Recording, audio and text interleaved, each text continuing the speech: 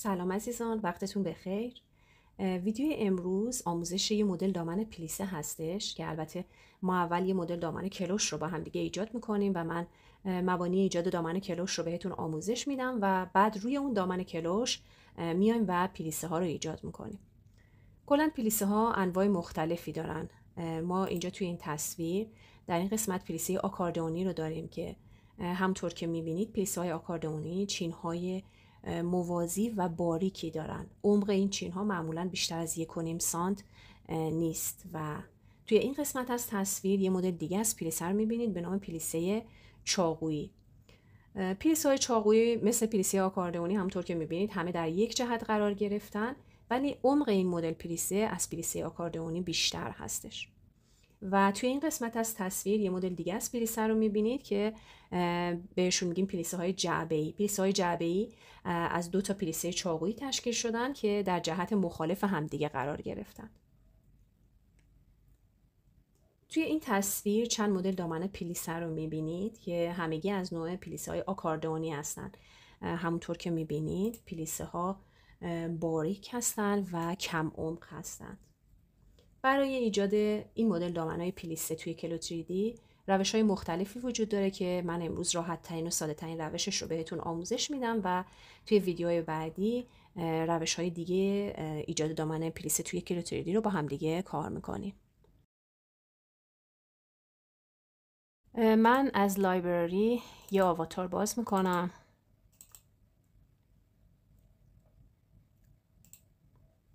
همونطور که میبینید آواتار من توی محیط 3 بعدی باز شده و یه سایه 2 بعدی از آواتارم هم توی محیط 2 بعدی دارم. برای اینکه دامنم رو ایجاد کنم اولین مرحله نیاز هستش که من یه کمری برای دامنم ایجاد کنم. کمری دامن رو من با استفاده از ابزار رکتنگل یا مستطیل میتونم بیام اینجا ابزارم رو انتخاب کنم. همونطور که میبینید میتونم روی صفحه کلیدم کلید S رو فشار بدم برای اینکه در واقع کلید S کلید میانبر این ابزار هستش. برای انتخاب این ابزار میتونم از اینجا انتخابش کنم، میتونم کلید S رو فشار بدم روی صفحه کلیدم. من ابزار رکتنگل رو انتخاب میکنم و توی محدوده کمر آواتار کلیک میکنم و درگ میکنم و به این ترتیب کمری من ایجاد میشه. برای اینکه بدونم سایز کمری که ایجاد کردم چقدر هست میتونم دکمه های شیفت و زد رو روی کیبوردم فشار بدم. ببینید من الان یه مستطیل ایجاد کردم به عرض تقریبا 6 سانتی متر و طول 28 سانتی متر. این اندازه‌ای که اینجا من دارم به میلیمتر هستن. برای اینکه بدونید عرض مستطیلی که برای کمریتون ایجاد کردید چقدر باید باشه، خب این عرض بستگی به نظر و سلیقه شما داره، بستگی به اون کاری داره که دارید انجام میدید، یا اینکه میتونید از رفرنسی که دارید از روی اون عرض مستطیلتون رو تعیین کنید. ببینید الان من این دامنی که اینجا دارم تقریبا عرض مستطیلی که برای کمری من هست تقریبا 5 سانتی متر هست اینجا. خب من الان مستطیلی که ایجاد کردم عرضش تقریبا 6 سانتی متر هست. اگه بخوام عرض این مستطیل رو تغییر بدم و 5 سانتی مترش بکنم میتونم از ابزار ادیت پترن اینجا استفاده کنم. اولین ابزار همونطور که میبینید برای انتخاب این ابزار میتونم بیام اینجا و روی این گزینه کلیک کنم یا اینکه دکمه زد رو روی کیبوردم فشار بدم که باز این ابزار رو برای من انتخاب میکنه. برای تغییر عرض مستطیل من میام اینجا کلیک میکنم. این زل در حالت انتخاب در میاد. همونطور که میبینید رنگش زرد هست که نشون میده زل در حالت انتخاب هستش. و برای تغییر عرض مستطیلم من این زل رو میگیرم و به سمت پایین میکشمش. اگر الان من میخوام زلم به صورت صاف و مستقیم بیاد به سمت پایین، گاهی وقتا ممکنه که یکم دست شما بلرزه. ببینید این زل به سمت چپ و راست بره و مستطیلتون به هم بریزه، یعنی همچین اتفاقی مثلا براتون بیفته. برای اینکه این اتفاق نیفته، برای اینکه مستقیم به سمت پایین بیاید، میتونید دکمه شیفت رو روی کیبوردتون نگه دارید و بعد زل رو به سمت پایین بکشید. من الان اینجا زل رو به سمت پایین کشیدم، همینطور که دکمه چپ کلیک موسم رو نگه داشتم راست کلیک موسم رو فشار میدم. ببینید این پنجره برای من باز میشه. اینجا یه دیستنس موو از من میخواد بدونه که چقدر باید این زل رو به سمت پایین حرکت بده. خب من یه عرض 60 میلیمتری 6 سانتی متری داشتم که میخوام تبدیلش کنم به 5 سانتی متر. پس 10 میلیمتر از این عرض باید کم کنم. البته 60/2 هست که 10/2 میلیمتر من نیاز هستش که از عرض این کار کم کنم. خب 10/2 رو اینجا من تایپش میکنم و اوکی. خب همونطور که میبینید الان عرض مستطیل من تغییر کرده، کم شده و من یه مستطیل با عرض 50 میلیمتر یا 5 سانتی متر دارم. برای اینکه عرض مستطیلتون رو اضافه کنید باز میتونید این خط رو انتخاب کنید و به سمت بالا درگ کنید. همونطور که گفتم راست کلیک میکنید و اون مقداری رو که میخواید به عرض مستطیلتون اضافه بشه باز توی پنجره باز شده تایپ میکنید و اوکی برای اینکه عرض مستطیل شما اضافه بشه. خب من الان یه مستطیل دارم به عرض 5 سانتی متر، عرضش برای من اوکی هستش.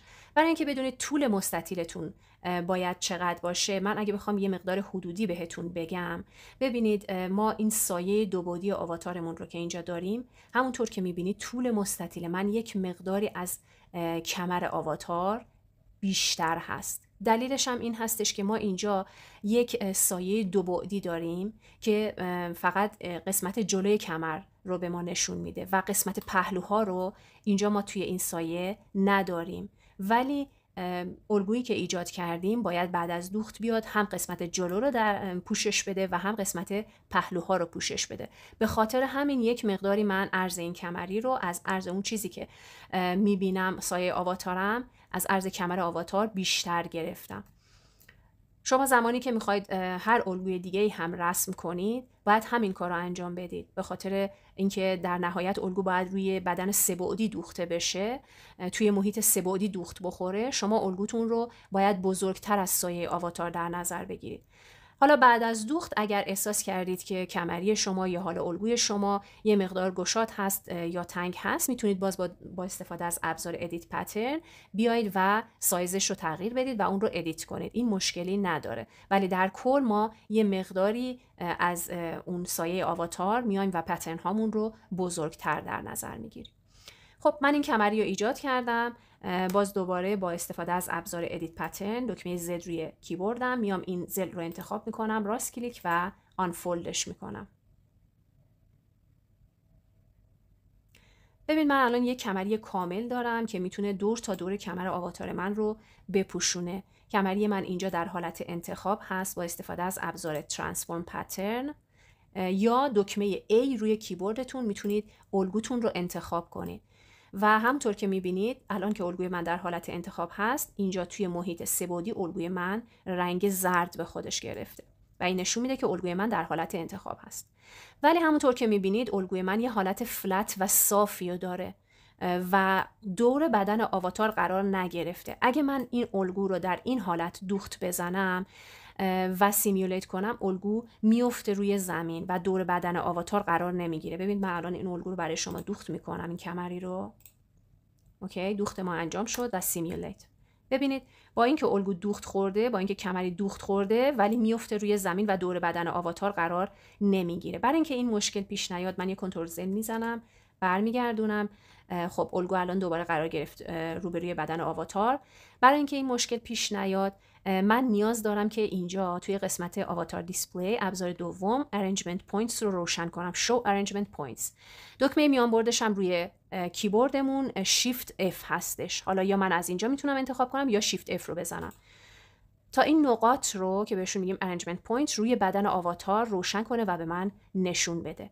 الان من میتونم با استفاده از این نقاط الان با استفاده از این نقاط من میتونم که کمریم رو یا حالا هر الگوی دیگه‌ای که دارم دور بدن آواتار به صورت یک قوس دور بدن آواتار قرار بدم که بعد از دوخت باز دور بدن آواتار قرار بگیره و روی زمین نیفته. خب من میام اول اینجا با استفاده از ترانسفورم پترن یا همون دکمه A روی کیبوردم ابزارم رو الگوم رو انتخاب میکنم و توی محیط سه بعدی من میتونم که روی یکی از این نقاط، حالا میتونه این نقطه باشه میتونه این نقطه باشه، چون که کمری هست میتونم کلیک کنم و الگوم رو به اون نقطه منتقل کنم به این صورت. یکم هم الگومو میارم بالاتر، میتونم یکم بیارمش عقب‌تر. یه بار دیگه من شیفت F رو میزنم تا ارنجمنت پوینتس دیگه روی صفحه نباشن و یه مقدار کمری رو میتونم جابجاش کنم. دوختش هم که قبلا داشتیم. برای دوخت این قسمت شما میتونید بیاید اینجا ابزار سگمنت سوینگ یا همونطور که میبینید کلید N روی کیبوردتون رو فشار بدید و این قسمت رو که من قبلا دوختش رو انجام دادم به این قسمت دوخت بزنیم. خب الان کمری روی بدن آواتار قرار گرفته، دوخت خورده و میتونیم سیمیولیشن رو انجام بدیم با استفاده از کلیک روی این دکمه، روی این فلشی که اینجا میبینید و یا اینکه کلید اسپیس بار رو روی کیبوردتون فشار بدید تا کمری روی بدن قرار بگیره، سیمیولیشن انجام بشه و کمری روی بدن قرار بگیره. خب این کمری روی بدن قرار گرفت، سایزش هم همونطور که میبینید اوکی هست، مناسب هست. اگر هم سایزش مناسب نبود، احساس کردید که شل هست و میفته، میتونید یه مقداری با استفاده از ابزار ادیت پترن بیاید و این قسمت، حالا این کناره های کمریتون رو بگیرید به سمت داخل درگ کنید که کمریتون کوچیک‌تر بشه، یا اگر احساس کردید خیلی تنگ هست میتونید بگیرید به سمت بیرون بکشید که کمری شما بزرگتر بشه. خب کمری ما ایجاد شد، ولی من یه کار دیگه ای هم میخوام روی این کمری انجام بدم، به خاطر اینکه بعد از اینکه دامن رو من به کمری دوخت بزنم یه مقداری ممکنه دامن سنگین باشه و این کمری به سمت پایین کشیده بشه و سر جای خودش نمونه. برای اینکه این اتفاق نیفته من باز میام اینجا توی محیط دو بعدی با استفاده از ابزار ادیت پترن، دکمه Z روی کیبوردم میام و این زل رو انتخاب میکنم، شیفت رو میگیرم و این سه تا زل هم انتخاب میکنم. ببینید همه زل ها انتخاب شدن، در حالت انتخاب هستن، رنگشون زرده. میام توی قسمت پراپرتی ادیتور و الاستیک رو براشون فعال میکنم. الاستیک رو روی حالت آن قرار میدم و اینجا ریشیو رو روی 100 میذارم. با انجام این کار دیگه کمری ما ثابت میشه، این دوتا ضلع بالا و پایین کمری ما ثابت میشن، کش نمیان و بعد از اینکه دامن به این قسمت دوخته شد دیگه کمری به سمت پایین کشیده نمیشه.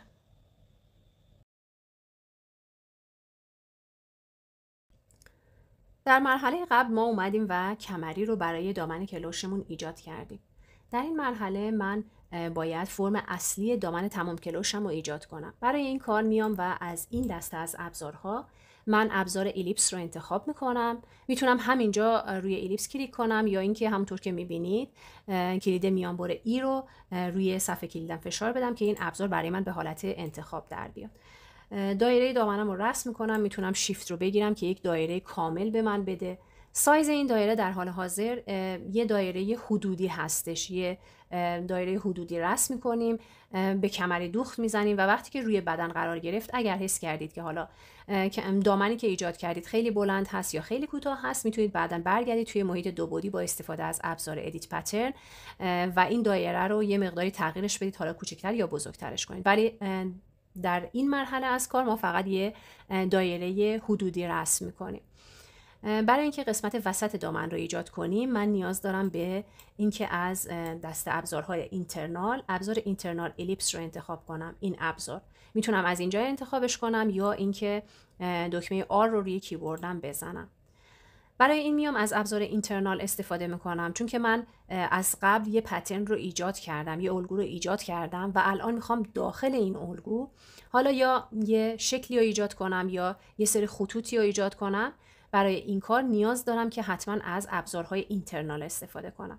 الان من میخوام وسط این دایره بزرگتر یه دایره کوچیکتر ایجاد کنم با استفاده از اینترنال الیپس. باز دوباره من میام کلیک میکنم و درگ میکنم و یه دایره کوچیکتر اینجا ایجاد میکنم.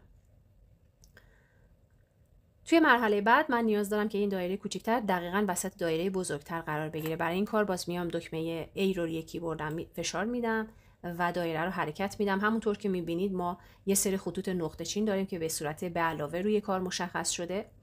این به علاوه میتونه به شما نشون بده که دقیقاً کی و کجا دایره کوچکتر میاد و روی مرکز دایره بزرگتر قرار میگیره. ببینید الان دایره کوچکتر من اومده دقیقاً وسط دایره بزرگترم قرار گرفته. حالا لازم هستش که من این دایره کوچکتر رو برش بزنم، حذفش کنم و اینجا یه سوراخ وسط دایره بزرگترم ایجاد کنم. البته فکر میکنم که این دایره یکم کوچیک هستش. برای اینکه یه مقداری دایره وسطی رو بزرگترش کنم میام این وسط دابل کلیک میکنم تا این نقاط به رنگ قرمز، همونطور که میبینید قرمز رنگ شدن و میام یه مقداری میگیرم و این قسمت رو درگ میکنم، میکشمش برای اینکه سایز دایره وسط من یه مقداری بزرگتر بشه. خب الان تا دایره من در حالت انتخاب هست، میتونم راست کلیک کنم، کات رو بزنم، دایره وسطی رو کات کنم با استفاده از دکمه دلیت روی کیبوردم حذفش کنم و الان ما این سوراخی که وسط دایره بزرگتر لازم داریم برای کمری رو ایجاد کردیم. یه روش دیگه ای که شما میتونید این کار رو انجام بدید، من با کنترل زد برمیگردم، باز دوباره این دایره رو وسط دایره بزرگترم دارم. یه روش دیگه ای که میتونید این کار رو انجام بدید، شما کمری رو روی دامنتون ایجاد کنین، باز دوباره در حالی که دایره کوچیکتر به حالت انتخاب قرار داره، زرد رنگ هست، من میام راست کلیک میکنم و این گزینه Convert to Whole رو میزنم. خب الان باز دوباره این قسمت برای من خالی شد و من میتونم این دامن رو الان دور کمر آواتار قرار بدم.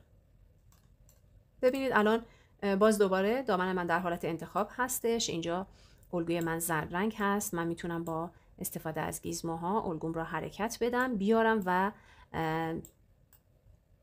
دور کمر آواتارم قرار بدم به این صورت.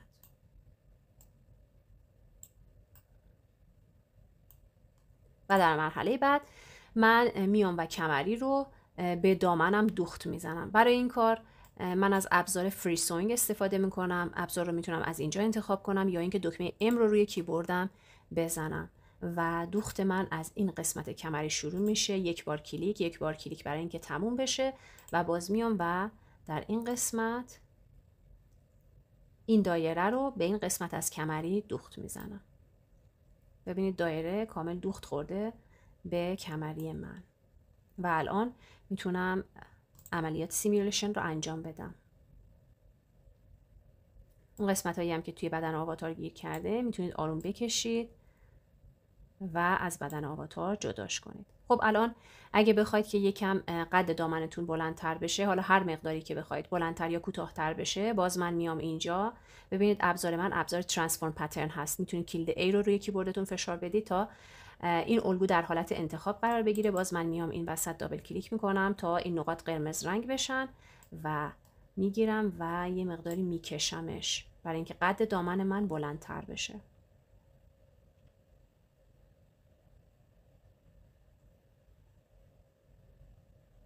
و دوباره سیمیولیت به این صورت. خب ببینید من دامن کروشم رو ایجاد کردم، ولی همونطور که میبینید توی این قسمت های پایین دامن یه مقداری، ببینید این قسمت بالاتر قرار گرفته، این قسمت ها یه مقداری پایین تر قرار گرفتن، یکم بالا پایین قرار گرفته دامن کروش ما. ببینید یک دست و صاف نیستن این قسمت ها. قسمت وسط یه مقداری بالاتر قرار گرفته، قسمت های اطراف یه مقداری پایین تر قرار گرفتن. این اتفاق در واقع در زمان برش دامن کلوش روی پارچه هم میفته، به خاطر اینکه این قسمت هایی که بلندتر هستن روی اوریب پارچه قرار گرفتن، در زمان برش هم یک مقداری این اتفاق بالا پایین شدن ایجاد میشه که خب اونجا یک خیاط میتونه قسمت های اضافی رو قیچی کنه و دور ریز کنه و برای اینکه ما اینجا بتونیم با استفاده از نرم افزار قسمت های پایین دامن رو اصلاحشون بکنیم، اول از همه بهتون بگم که این ریزشی که توی این قسمت ها دیده میشه، خب با توجه به نوع فابریکی که دارید، نوع پارچه‌ای که استفاده میکنید، میتونه این ریزش کمتر یا بیشتر بشه. الان من اینجا فابریکم رو اگر برم توی پراپرتی ادیتور، ببینید من الان فابریکم روی حالت دیفالت هستش، فابریک اولی هست. ولی مثلا فرض کنید اگر که بیام سیلک شیفون رو در نظر بگیرم، ببینید یه مقداری این فابریک به سمت بالا رفت و یه مقداری این ریزش ها کمتر شد، چون که یه مقدار حالت خشکتری داره این پارچه. اگه دوباره بیام و این بار برای مثال بیام و حالت با استفاده از فابریکم رو بذارم روی سیلک ارگانزا، ببینید باز یه مقداری حالت پفکردگی داره این دامن اینجوری و ریزشش اینجا باز هم ریزش این قسمت ها کمتر شده. ولی اگر حس کردید که باز هم قسمت پایین دامن یک مقدار پایین و بالا هست، بلند و کوتاه هست، میتونید بیاید اینجا توی قسمت سه بعدی کلیک کنید، اون قسمت هایی که به نظر یه مقداری بلندتر میرسه رو مشخص کنید و توی قسمت دو بعدی با استفاده از این ابزار Edit Curvature که همونطور که میبینید دکمه میان برش روی صفحه کلید دکمه C هستش، میتونید بیاید و یک مقداری این قسمت ها رو ببرید به سمت داخل، یه مقداری کوتاه ترش کنید.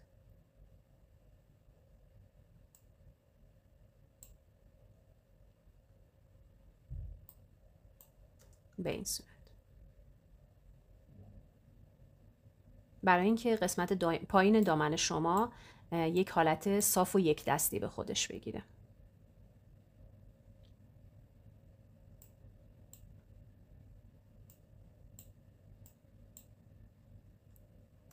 خب من یه بار دیگه میام این قسمت کمری رو، تغییراتی که روش انجام دادیم، ما اومدیم با استفاده از ادیت پترن این قسمت ها رو انتخاب کردیم و الاستیک رو براش آن کردیم. من یه بار دیگه الاستیک رو آف میکنم و باز دوباره میام الاستیک رو آن میکنم براش و ریشیو هم روی همون 100 هستش. خب ببینید الان دامن کلوش ما آماده شده و اوکی هستش. میتونید رنگ مد نظر خودتون رو به این دامن بدید که حالا تغییر رنگ ها رو بعداً با هم دیگه کار میکنیم. جنسیت فبریکتون رو یه جنسیت متفاوت میتونید به دامنتون بدید برای اینکه حالت بهتر و طبیعی تری داشته باشه. ببینید الان توی پنجره پراپرتی ادیتور گزینه پارتیکل دیستنس، الان پارتیکل دیستنس من روی 20 هستش. خب ما پارتیکل دیستنس رو بالا نگه می‌داریم روی 20 30 40 50 حتی بالا نگه می‌داریم برای اینکه در زمانی که داریم الگوها رو رسم می‌کنیم و مرتب نیاز به سیمیولیت کردن داریم کارمون سریعتر پیش بره. ولی در نهایت وقتی که کار الگو کشیتون و رسمتون تموم شد میتونید که پارتیکل دیستنس الگوهاتون رو انتخاب کنید، پارتیکل دیستنسش رو پایین بیارید. من الان این دوتا الگو رو انتخاب میکنم، باز ابزار من ترانسفورم پترن دکمه A روی کیبورد هست، این دوتا رو انتخاب میکنم و یه مقداری پایین تر میارم. پارتیکل دیستنس هم من الان روی 15 قرار دادم. خب و یه بار دیگه سیمیولیشن رو انجام میدم براش. ببینید یه مقداری دامن من نرمتر و طبیعی تر شد. شما میتونید پارتیکل دیستنس رو حتی روی 10 قرار بدید. برای قطعات بزرگتر، قطعاتی که کوچیکتر هستن میتونید تا 5 و حتی 1 هم پارتیکل دیستنس رو پایین بیارید. اون قطعه نرمتر میشه، ظاهر لباس خیلی طبیعی تر میشه. ولی برای قطعات بزرگتر معمولا ما این کار رو نمی کنیم و پارتیکل دیستنس رو یه مقداری بالاتر نگه میداریم، چون لباس رو سنگین میکنه و عملیات سیمیلیشن رو یکم سخت میکنه. خب دامن کلوش ما اینجا آماده شد و در مرحله بعد ما این دامن کلوش رو تبدیل به یه دامن پلیسه میکنیم. ببینید تا اینجای کار ما اومدیم و دامن کلوشمون رو ایجاد کردیم، ولی وقتی که من سیمیولیت رو میزنم همونطور که میبینید کمری دامن من یه مقدار حالت چین خوردگی پیدا میکنه. برای اینکه این چین خوردگی رو من برطرف کنم، برای اینکه این مشکل رو رفع کنم، میخوام که یه فبریک متفاوت به کمری دامنم اختصاص بدم. برای این کار میام روی فبریک شماره 1 کلیک میکنم و یه کپی ازش میگیرم. میتونم اینجا بیام و فبریک جدیدم رو یه اسم براش در نظر بگیرم. مثلا من مینویسم کمری، برای اینکه بعداً بدونم که این فبریک مربوط به کمری کار من هستش. چون زمانی که تعداد فبریک ها اینجا زیاد میشه بهتره که ما برای هر کدومشون اسم خاص خودشون رو در نظر بگیریم که بدونیم به کدوم بخش از الگو اون فبریک رو اختصاص دادیم. خب فبریک جدیدم رو میام اینجا توی پنجره پراپرتی ادیتور توی قسمت فیزیکال پراپرتی. ببینید پریست من روی سیلک ارگانزا هست، میخوام اینو عوضش کنم و این گزینه رو براش فعال کنم. Trim for Grain Leather. پریستم رو روی این گزینه میذارم و میام پایین گزینه اینترنال دمپینگ رو یه مقدار بالا میبرم، همینطور فریکشن رو هم یه مقداری برای این کارم بالا میبرم. و حالا میتونم این فبریک جدیدم رو بیام به کمری اختصاص بدم. برای این کار ببینید ترانسفورم پترن برای من فعال هست. میتونید کلید A رو روی کیبوردتون بزنید. میام روی قسمت کمری دامنم کلیک میکنم و میام اینجا روی این گزینه Assign to Selected Pattern روی این فلش و کلیک میکنم. خب حالا این پارچه به کمری دامن من اختصاص داده شد و بعد از اینکه سیمیلیت رو انجام میدم همونطور که میبینید کمری دامن من حالت بهتری به خودش میگیره و اون چین و چروک ها از بین میرن. توی مرحله بعد میخوام برم سراغ دامن و پلیسه ها رو ایجاد کنم. برای ایجاد پلیسه ها روی دامنم من نیاز دارم که 2 تا خط داخلی روی دامن خودم ایجاد کنم. برای ایجاد خط دائمی من میام کلید G رو روی کیبوردم میزنم تا ابزار اینترنال لاین برای من انتخاب بشه. ببینید من میام از اینجا یک کلیک میکنم و اینجا یه دابل کلیک میکنم. وقتی دابل کلیک میکنید خط شما بسته میشه و وقتی این خط به رنگ زرد در بیاد نشون دهنده این هستش که خط شما ایجاد شده.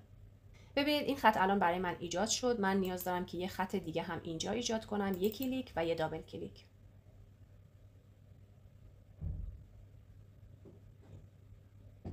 خب خط جدید منم ایجاد شد. کلید Z روی کیبوردم رو میزنم. این خط که در حالت انتخاب هست شیفت رو میگیرم، کلیک میکنم روی این یکی خط تا این یکی خط هم در حالت انتخاب در بیاد و راست کلیک میکنم و گزینه کات رو میزنم.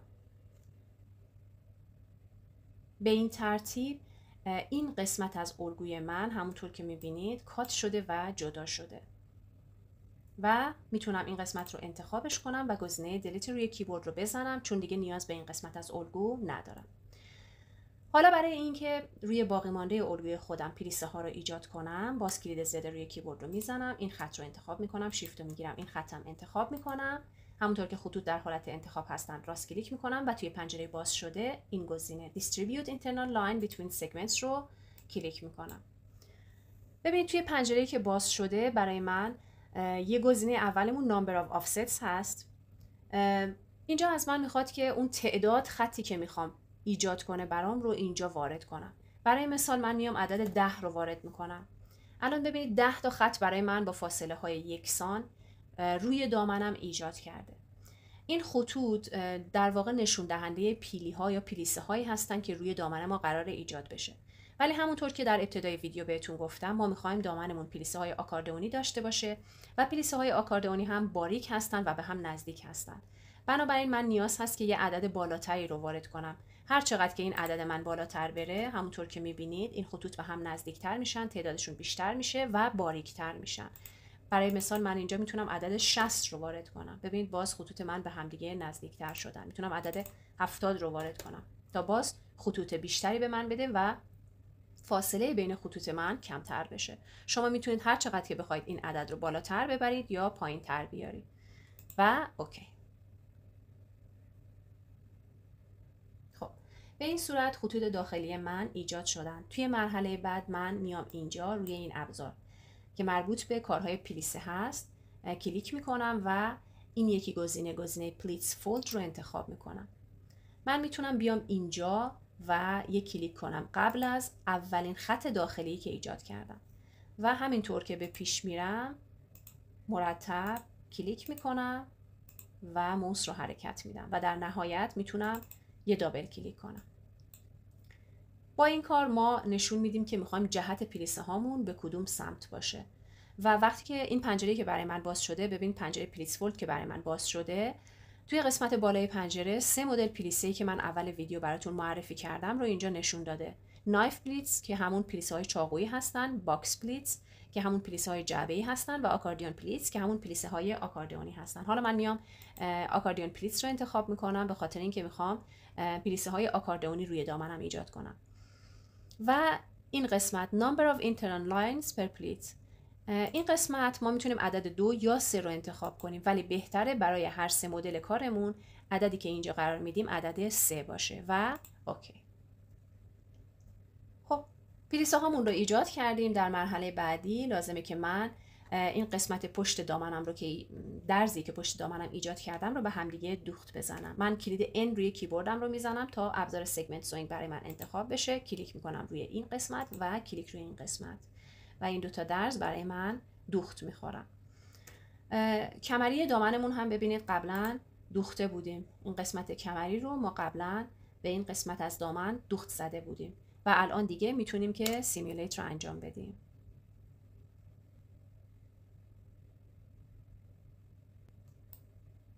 خب ببینید دامن پلیسه من الان دیگه اینجا ایجاد شده. میتونم یه مقداری به صورت دستی، اگر که فرم پلیسه ها یه مقداری به نظر به هم ریخته میرسه، میتونید به صورت دستی یه مقداری پلیسه ها رو تنظیمشون کنید.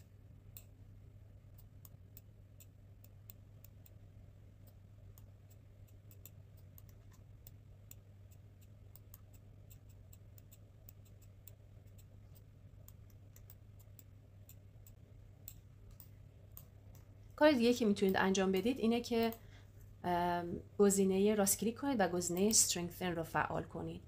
این گزینه هم کمک میکنه که یه مقداری پلیسه های شما حالت بهتری به خودشون بگیرن. باز برای اینکه پلیسه های من حالت بهتری به خودشون بگیرن، من میخوام که یک جنسیت متفاوتی به پارچه دامنم اختصاص بدم. چون که اصولا کارهای پلیسه اصولا از پارچه های پلی استر استفاده میشه. من میام توی لایبرری، توی قسمت فبریک میام و این پارچه پلی استر تافته رو انتخاب میکنم، اینجا دابل کلیک میکنم و اینجا به لیست پارچه های من اضافه میشه. یه تغییری که میتونم توی این فبریکم بدم، پلی استر تافته، این هست که بیام و دنسیتی رو براش افزایش بدم. اینجا برای دامن پلیسم یه مقدار دنسیتی رو افزایش میدم و بعد میام و این پارچه رو اختصاص میدم به الگوی دامنم به این صورت. و حالا وقتی سیمیولیت میکنم باز همونطور که میبینید دامن من باز فرم بهتری به خودش میگیره و پلیسه ها باز فرم بهتری به خودشون میگیرن. توی این مرحله اگه دوست داشته باشید میتونید باز روی کار راست کلیک کنید و گزینه Unstrengthen رو بزنید. اگر حس میکنید که فرم دامن شما اوکی هست و مشکلی نداره، میتونید گزینه Unstrengthen رو بزنید و بعد هر رنگی که دوست دارید میتونید به پارچه‌تون اختصاص بدید. در غیر این صورت میتونید که همچنان کار رو روی حالت Strengthen بذارید باقی بمونه و ادامه کار رو انجام بدید. فقط یه مشکلی که به وجود میاد زمانی که شما کارتون رو حالت استرنگتن هست، همونطور که میبینید یه رنگ زرد رنگی به کار ما داده شده و وقتی که شما یه رنگ متفاوت رو بیاید به فبریکتون اختصاص بدید، بخواید مثلا دامن شما یه رنگ متفاوتی داشته باشه، به خاطر این رنگ زردی که اینجا هست، اون رنگ جدیدی که شما انتخاب کردید اینجا نمایش داده نمیشه. یا برای مثال فرض کنید اگر یک قسمتی از الگوی شما در حالت فریز باشه، برای مثال من میام اینجا کمریم رو فریز میکنم، ببینید یه رنگ آبی رنگی به خودش میگیره و باز اگر من بیام یه رنگ متفاوتی بخوام به کمری دامنم اختصاص بدم، به خاطر این رنگ آبی رنگی که اینجا هست، رنگ جدیدی که من به کمری دامنم اختصاص دادم نمایش داده نمیشه. برای اینکه این مشکل رفع بشه، یه تنظیم خیلی کوچولو و راحت باید انجام بدید که دیگه این رنگ آبی و زرد برای شما نمایش داده نشه و به جاش همونطور که الگو در حالت فریز هست یا همونطور که در حالت استرنگتن هست، رنگ جدیدی که شما انتخاب میکنید روی کارتون نمایش داده بشه. این تنظیمات رو اگر که شما میدونید که چی هست و چطوری باید انجامش بدن، ممنون میشم اگه توی کامنت ها برای من و دوستانتون بنویسید و من توی جلسات بعدی براتون توضیح میدم که تنظیماتش به چه شکل هست و چطوری میتونید این کار رو انجام بدید. در حال حاضر من میام دامنم رو از حالت استرنگتن در میارم و کمری رو از حالت فریز در میارم و میخوام که یه رنگی رو به دامنم اختصاص بدم. میام اینجا روی فبریکم کلیک میکنم، توی پنجره پراپرتی ادیتور تو قسمت کالر میام روی این مربع سبز رنگ کلیک میکنم و هر رنگی که دوست دارم میتونم اینجا به کارم اختصاص بدم و دان. و همینطور برای قسمت کمری باز من میتونم بیام اینجا توی پنجره پراپرتی، باز بیام اینجا کلیک کنم و اگه بخوام که رنگم دقیقاً مشابه رنگ دامنم باشه میتونم بیام اینجا و روی این قطر شگون کوچولو کلیک کنم، بیام اینجا کلیک کنم و از این رنگ استفاده کنم و اختصاصش بدم به کمری دامنم. ببینید این خطوط داخلی که ما اینجا ایجاد کردیم همونطور که میبینید توی محیط سه‌بعدی هم داره نشون داده میشه.